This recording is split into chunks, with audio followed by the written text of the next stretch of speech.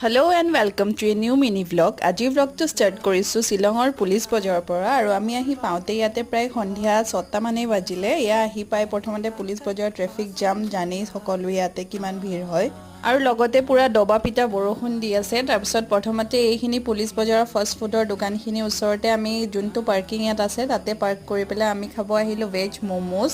তাৰপিছত এয়া খাই মেলি আমি আকৌ নিজৰ লাগেজখিনি ল'লোঁ, লৈ পেলাই আকৌ আমি ৰুমটো বুক কৰি ল'লোঁ কাৰণ তাতে বুক এতিয়া চিজনে চলি আছে বুলি ক'ব পাৰি, চ' পাবলৈ অলপমান দিগদাৰ হয় ৰুম।